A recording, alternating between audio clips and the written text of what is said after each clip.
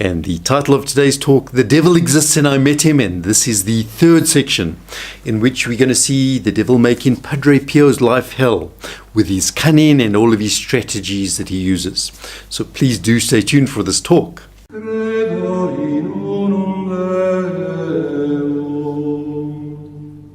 Hello friends, and welcome to our channel, Following Padre Pio, in which through a series of short stories we take a look into the life of our great saint Padre Pio. He was a Capuchin friar, he was a mystic, and he was a tremendous miracle worker. So do stay tuned to find out more about Padre Pio and to see what his intercession could do for you. And just a reminder, please do enroll your Mass prayer intentions. So we have a Mass every Friday dedicated to Padre Pio, in which we bring your intentions to Padre Pio. Just see the video on the end screen, how to enroll your intentions. And we ask you also to help us with this apostolate, and you can do this by liking the video and share the video with your friends and colleagues. Previously, we saw how the devil and demons would appear physically to harass Padre Pio, and they would beat Padre Pio anything they could to prevent him from taking his whole mission and ministry ahead. And this happened right from the very beginning when Padre Pio first joined the monastery until he was much older. And now we're going to be having a look at some of the cunning strategies that the demonic world used against Padre Pio.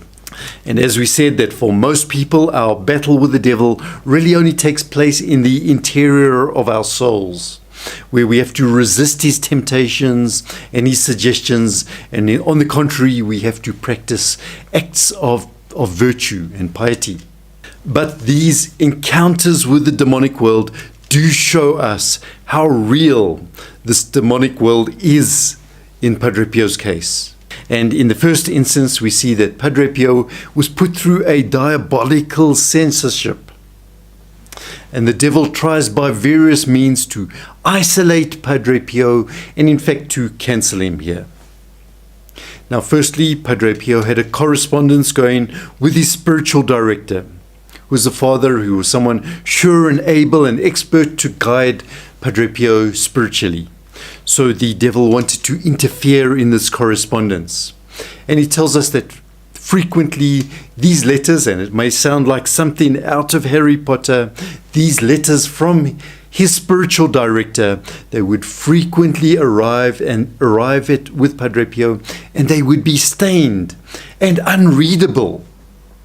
It sounds a little bizarre already. A series of letters would all arrive stained and unreadable. And Padre Pio said they only became legible, that is readable, after they were touched to a crucifix or sprinkled with holy water. So how bizarre is that? And then often at the same time, while Padre Pio was doing this, the demons would be making these incredibly strong suggestions to Padre Pio. We're going to read one of these instances. And this is from the book, The Last Mass of Padre Pio. Padre Pio says, "Those ugly things lately, upon receiving your letters, before I opened it, told me to shred it or to throw it into the fire. And I answered them that nothing would be able to make me change my mind. And then they hurled themselves at me like many starving tigers, cursing me and threatening me to make me pay for this. My Father, they have kept their word. From that day on they have beaten me daily, but I am not terrified." And at other times the demons would try different strategies on Padre Pio. They would try flattery, and they would try good manners and being very suave and that. But they very quickly changed to their old strategy of beatings as soon as these traps failed. So we see here something akin to a duel going on between Padre Pio and the diabolical world, right to the death. It's an absolute enmity that exists between them, exactly as described right back in the book of Genesis, where enmity was placed between the serpent and the woman and all of her offspring. And now we're going to have a look at Padre Pio's reaction to this. And he says, "Quite the contrary. Rather than getting scared, I got ready for a fight with a mocking smile on my lips towards them, And then for sure, they showed themselves under the most abominable shapes, trying to make me cross the line. They started giving me the golden glove treatment, but thanks to heaven, I chastised them severely, handling them for what they were worth. And as they saw all their efforts go up in smoke, they jumped on me and they threw me onto the ground and hit me so hard, strewing pillows, books, chairs, and all the while uttering desperate screams and pronouncing filthy words. So that is the reality Padre Pio exposed of what they are. But they come across also as a very intelligent enemy. And so not just an isolated attack is made on Padre Pio, but they attack from all sides. It's part of their strategy. And Padre Pio tells us this, showing what an intelligent strategy they have. Satan, with his evil ways, never gets tired of engaging me in battle and storming my little fortress by laying siege to it far and wide.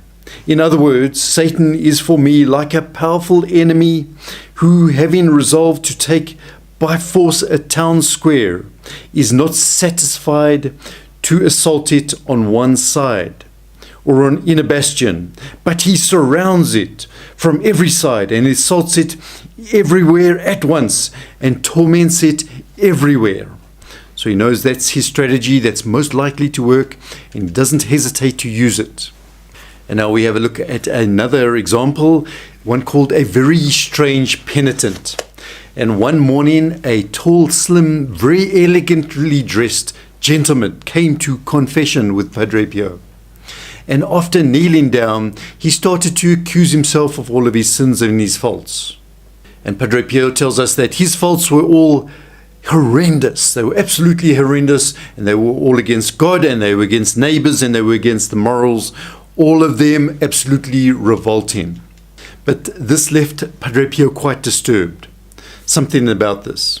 And so later on he went to discuss this with another priest, Padre Tarciso, obviously discreetly discussing it, respecting the seal of the confessional. And about this incident, Padre Pio tells us, one thing struck me regarding every one of his accusations, even after my rebuke, made by citing as witness the word of God, the magisterium of the church, and the morals of the saints. This enigmatic penitent rebutted my words, justifying with extreme ease and ability, and with very polished gentleness, any kind of sin, emptying it of its malice and trying at the same time to show all the sinful actions as if they were absolutely normal, natural, humanly indifferent.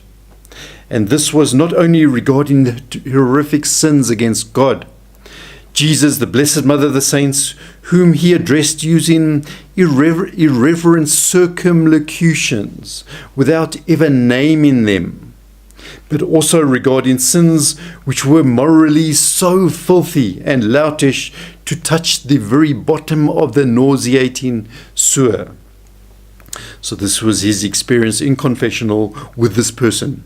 As we said, it left Padre Pio somewhat worried, and he discussed it with this other priest. And so we see he had a lot of ability. He's kind of like a politician or one of our polished leaders nowadays who makes every sin and every vice seem into something natural and normal. But this whole incident had Padre Pio quite worried. And we can perhaps understand why when we see the intentions of this penitent. And so he continues with the story. And the answers this enigmatic penitent gave from time to my augmentation, with skillful subtlety and muffled malice, they shocked me, Padre Pio said. I was asking myself the question, who is this person? Where does he come from? Who can he possibly be? And I tried to take a look at his face in order to read there among the wrinkles on his face. At the same time, I sharpened my hearing at each word that he spoke, so that none of them could escape my attention, in order to weigh them up, to understand their reach, And then at a certain point, by a vivid and a very bright interior light, I perceived who was in front of me. And so with a decisive and imperious tone, I told him, "Say, pray Jesus and Hail Mary." And as soon as I pronounced these most delightful and most powerful names, Satan disappeared in an instant, in a blazing flame, leaving behind him an unbearable and suffocating stench. And so we've seen how Padre Pio experienced Satan as a father of lies and deceit. But when he was told to pronounce the words, "Praise be to Jesus," or to honor Our Lady with Hail Mary, a greeting of Our Lady, then the demon is defeated and his true nature comes out, leaving behind an utter stench. The next time on this channel, we're going to be having a look at a story about Marquise Giovanna, and it is Padre Pio's very first bilocation. And an amazing set of coincidences that go with this bilocation. So please do join us for that story. And once again, please do enroll your Mass prayer intentions. Just watch the video on the end screen for that. And do like our video and share our video with your friends and colleagues. If you're new to our channel, make sure that you have subscribed to this channel and click that reminder bell too.